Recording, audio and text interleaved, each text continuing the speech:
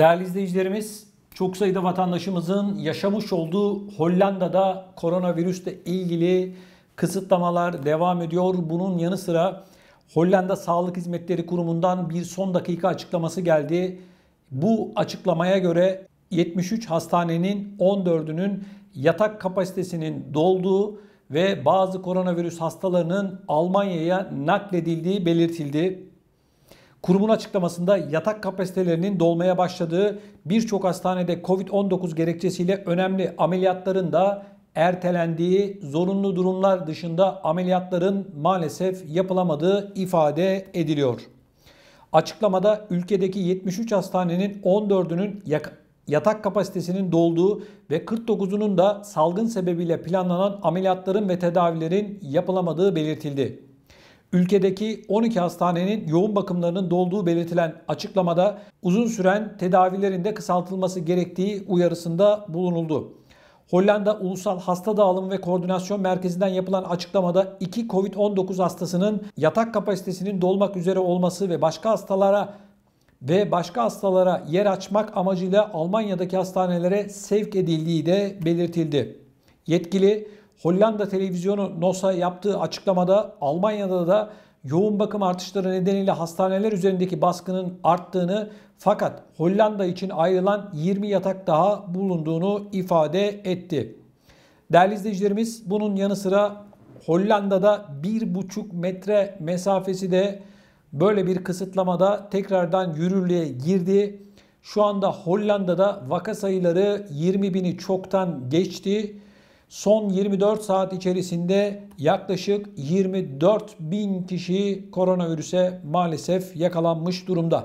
Saygıdeğer izleyicilerimiz, Hollanda'da mesafe kuralına 1,5 metre mesafe kuralına uymayanlara 95 avro para cezası uygulanıyor. Bunun da bilinmesinde fayda var. Değerli izleyicilerimiz, bildiğiniz üzere Hollanda 12 Kasım itibariyle kısmi kapanmaya gitmişti. Halk sokaklara dökülmüştü, protesto gösterileri yapılmıştı. Yine bu protesto gösterilerine katılanları ve bundan sonra katılacak olanları da çok ağır cezalar bekliyor. Bununla ilgili de gelişmeler var. Bakın değerli izleyicilerimiz, şu anda Hollanda ve diğer Avrupa ülkelerinde vatandaş gerçekten bu siyasetçilerin oyuncağı haline gelmiş vaziyette. Almanya'nın, Fransa'nın, Hollanda'nın, İsveç'in, İsviçre, Belçika, Avusturya vatandaşlarımızın yoğun olarak yaşamış olduğu ülkelerin koronavirüs karnesine baktığımızda tam bir fiyaskoyla karşılaşıyoruz. Bugün Almanya'da vaka sayısı günlük neredeyse 100.000'lere kadar gelmişse, yaklaşık 500 kişi de günlük olarak koronavirüse bağlı olarak hayatını kaybediyorsa, bu siyasetçilerin başarılarından bahsetmemiz mümkün değil. Aç kapa oyunu oynuyorlar. Alınan bunca tedbirlere rağmen görüyoruz ki yeniden her şey başa dönüyor. Şimdi çıkıp Hollanda diyor ki hastanelerimizdeki yoğun bakım yatak sayısı azalıyor, azalmaya devam ediyor. Hastanelerin bir kısmında ise yatak kalmadı diyor. Peki, koronavirüs yaklaşık 2 yıldır hayatımızda, biliyorsunuz. 2 yıldır siz ne iş yapıyorsunuz? Neden yatak kapasitesini arttırmadınız? Neden hastane sayısını ya da sağlık çalışanı sayısını arttırmadınız?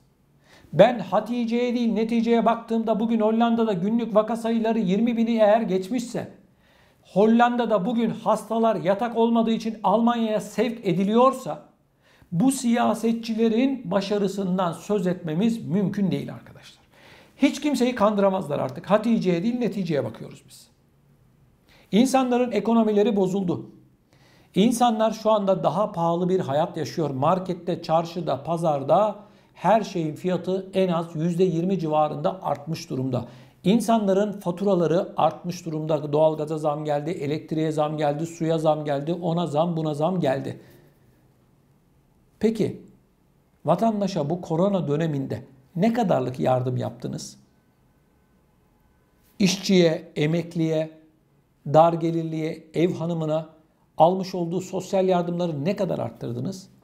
Sıfır. Sıfır. Hayat bu kadar pahalılaştı. Ona rağmen her şey başa döndü. Vaka sayıları artmaya devam ediyor. Hayatını kaybeden insanların sayısı artmaya devam ediyor. Ekonomik açıdan da çok kötü yönettiniz. Sağlık açısından da çok kötü yönettiniz.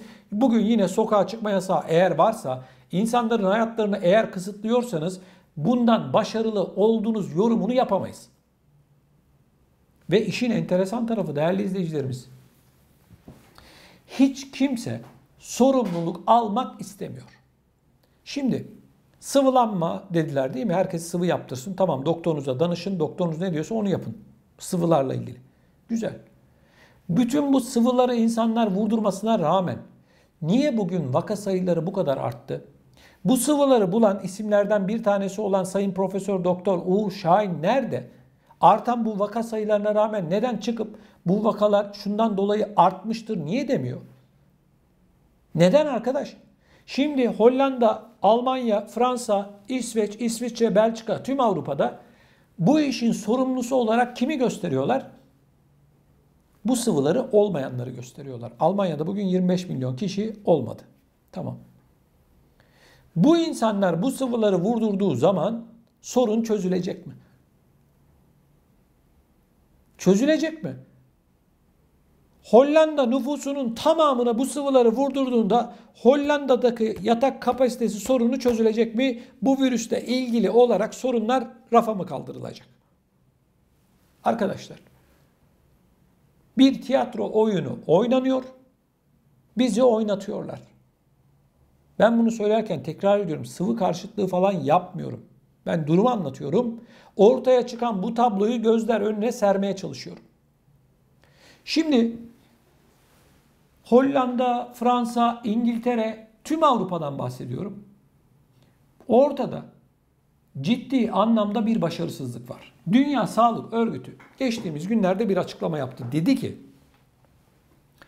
Mart ayına kadar 2022'nin Mart ayına kadar Avrupa kıtasında 2 milyon 200 bin kişi ölecek dedi.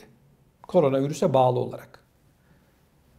Arkadaşlar bir savaşta ancak 2 milyon ve üzerinde insan ölebilir. Her seferinde bu siyasetçiler çıkıp diyor ki bu bizim kontrolümüz altında. Gereğini yaptık, sıvılamayı yaptık, onu yaptık, bu tedbiri aldık, şunu yaptık, bunu yaptık, onu yaptık, bunu yaptık. Sonuç bugün Avrupa'da tam anlamıyla bir fiyasko arkadaşlar. İnsanların sağlıkları gerçekten bu insanların elinde birer oyuncağa dönmüş vaziyette. Hollanda bugün bu vaka sayılarına ulaştıysa bilin ki yarın ya da yıl sonunda Ocak ayında, Şubat ayında bunun 5 katı olacak. Üzülerek anlatıyorum bunu ama gidişat tüm Avrupa için böyle. Arkadaşlar, bindik alamete, gidiyoruz kıyamete. Burada bu iş daha uzun yıllar süreceğe benziyor. Şimdi 5 ile 11 yaş arasındaki çocuklara aşı onayı da EMA tarafından, Avrupa İlaç Ajansı tarafından verildi. Şimdi çocuklar sıvılanacaklar. Sonra sorun bitecek mi? Çok merak ediyorum. İnşallah biter. İnşallah ben bu yanılıyorumdur bu anlattıklarımda. Bu olay gerçekten artık herkesin canını sıkacak noktaya gelmiş vaziyette. Siyasetçiler aç kapa oyunu oynuyor. Açıp kapatıyorlar. Açıp kapatıyorlar. Şu anda Avrupa büyük bir bataklığın içerisine saplanmış vaziyette. Bu siyasetçilerle bu bataklıktan zaten çıkmak mümkün değil. Siyasetçi neden bu kadar vaka sayısının arttığını konuşmuyor. Sadece diyor ki aşılanın günah keçisi olarak da bu aşıları yapmayanları gösteriyorlar. Peki.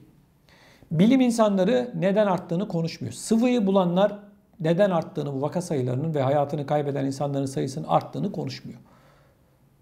Kim arkadaş bu işin sorumlusu? Kim?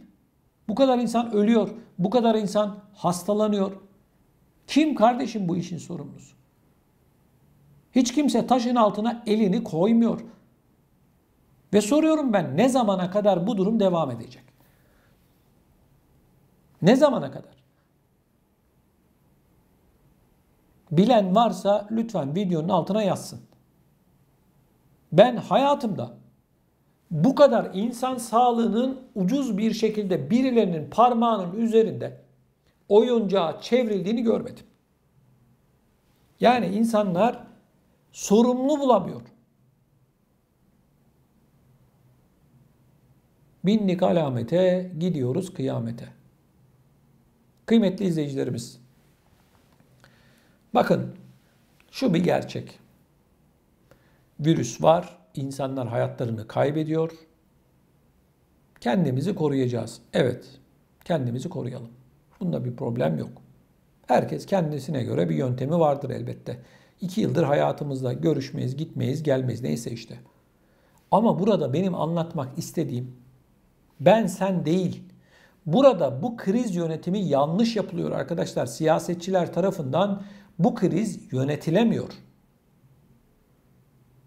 Almış oldukları kararlar baştan aşağıya yanlış.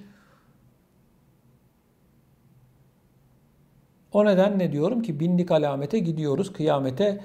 İnsanların kaderiyle oynuyorlar. Maalesef durum bu. Değerli izleyicilerimiz, bu konuyla ilgili olarak sizler neler düşünüyorsunuz? Lütfen videomuzun altında bulunan yorum bölümüne yazarak bizlere görüşlerinizi bildirin. Biliyorsunuz ben tüm yorumları tek tek okuyorum. Varsa sorularınız onları da bilgimiz dahilinde cevaplandırmaya çalışıyoruz. Bunun yanı sıra sizlerden bir ricam, daha fazla insana ulaşabilmemiz için mutlaka videomuzu beğenmenizi, yayınlarımıza like atmanızı ve kanalımıza da mutlak surette abone olmanızı sizlerden istirham ediyorum.